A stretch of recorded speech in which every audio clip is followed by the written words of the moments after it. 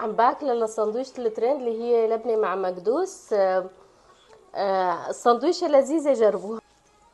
عندي الخبز اللبناني، بعمله نصين. بحط نص للزعتر ونص للبنة مع المكدوس. بنضيف الزيت مع الزعتر. اللي عجبني بهالترند هو قرشة الخبز، كل شي فيه قرشة لذيذ وطيب، فرح نجربها. وهلا خبزة الزعتر على الفرن. ندهن اللبنة على الخبز،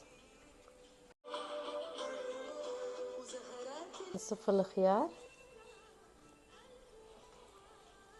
والبندورة والنعناع الأخضر،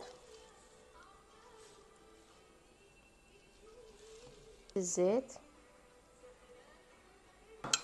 مكدوسات، يا خبزة. خلونا نسمع القرشة سوا.